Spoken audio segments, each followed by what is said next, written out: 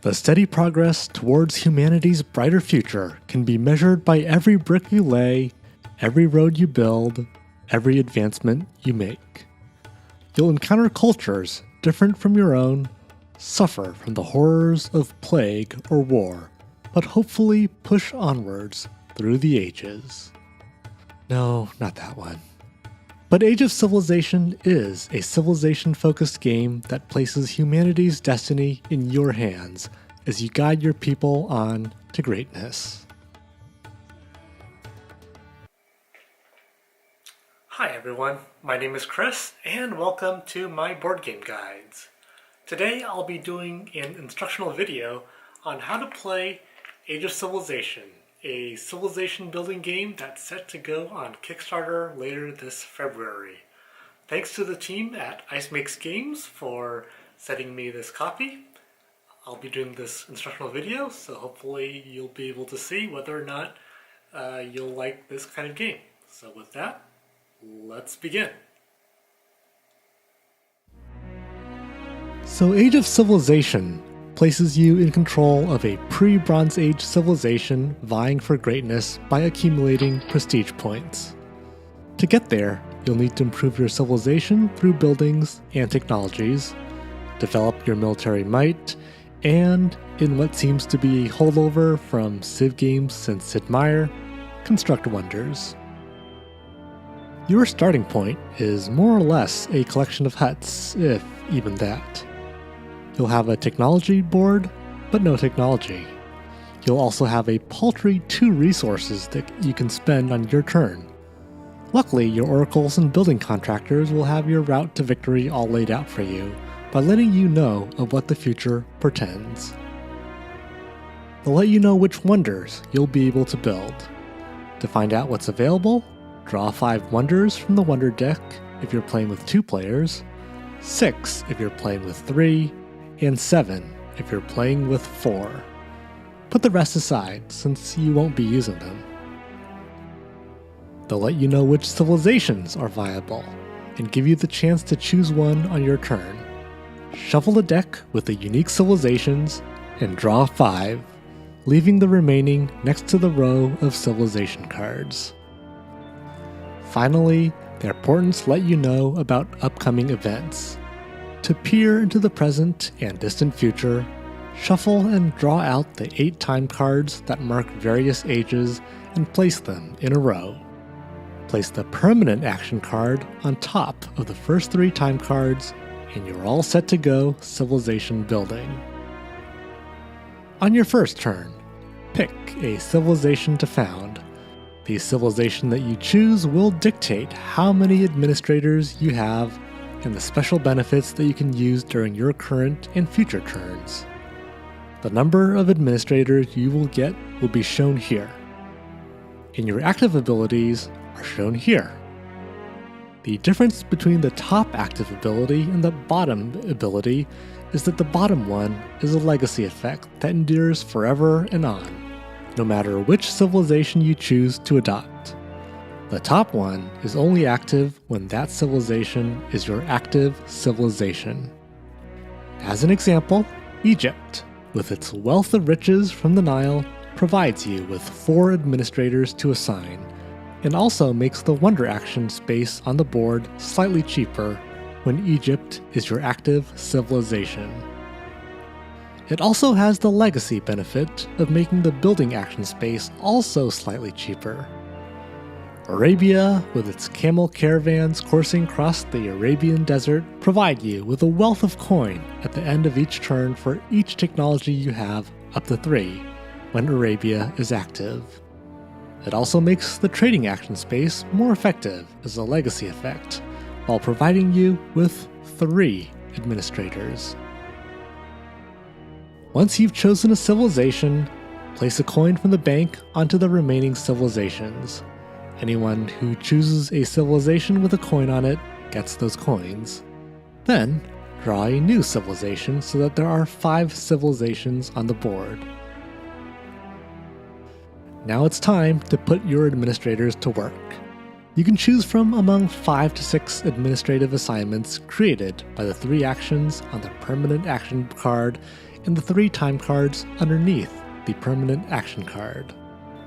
Choose an assignment, but make sure you have enough coin and administrators to be able to take those actions where applicable. Most action spaces require 1 administrator. Some require more. Most action spaces require that you invest money to carry out the action space.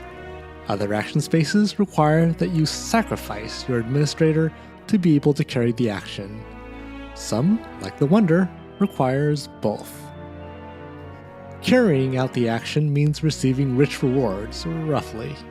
They come in the form of prestige points, coins, technology, or wonders. Some rewards are conditional, and you'll only receive the rewards if you meet those specific conditions. For example, sending your administrator to oversee the fisheries means getting 1 coin for your trouble. Send an administrator along with 7 coins and you'll get 3 prestige points, but you'll wind up losing that administrator to some construction mishap. Send an administrator into the research field and you'll get a technology. When you start, the only available technologies will be the ones from the bottom row. Getting a technology will provide you with a passive or active ability and open pathways to better innovations. No, not that one. Mining gives you 2 military power, but also makes the cost of building cheaper, while opening the path for you to get iron working. Sailing gives you 1 military power, but will give you additional coins when you assign an administrator to fishing and trading. After you've used up your administrators, take back the ones that did routine work, the ones on the white action spaces, to your board. Place those that met an untimely demise, the ones on the red action spaces, along with the other extra workers. Some of your improvements will have end-of-turn effects that require you to resolve. After you do those, move on to the next player's turn. Once all players have finished executing their moves, the Wheel of History turns.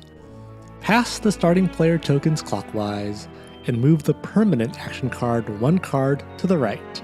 And with that move comes new and exciting opportunities. 1 action, forever gone, lost to the trappings of history.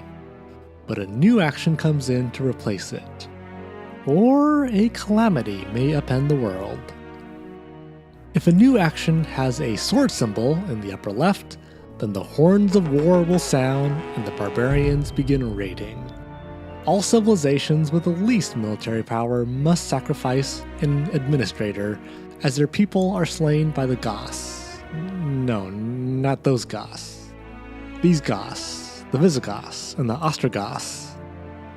Now, if the plague action appears, then all players must sacrifice an administrator who is stricken by an incurable ailment. But once the dust settles, new possibilities make themselves available. As your turn arrives, you have a choice of letting a nascent civilization supplant your existing one. If that's the case, place this new civilization on top of your old one so that it covers your old civilization's main ability, leaving the legacy ability showing. With this, your old civilization's main ability can no longer be used, but you'll have access to your new civilization's main ability. Your legacy ability from your old civilization can still be used along with your new civilization's legacy ability. If you choose to let a new civilization supplant your current one, make sure your number of administrators is equal to your new civilization's administrators on the card. You can also assimilate a nascent civilization into your current one. In this case, tuck the nascent civilization under your current civilization so that their legacy abilities show, allowing your Borg-like civilization access to new powers. If you currently have fewer than 4 administrators, take a new administrator from the supply and add them to your civilization. Unless your civilization be dragged down by the weight of cosmopolitanism, you may only have up to 1 active and 2 legacy civilizations. So, choose wisely. After that, your administrators can be assigned to the various action spaces as you wish, and when you're done, activate all end-of-turn abilities provided by wonders or technologies, and move on to the next player. The wheel of civilization grinds to a halt after the last player has played the 6th round. When that happens, check to see what technologies or wonders provide you with an end-of-game bonus and resolve them.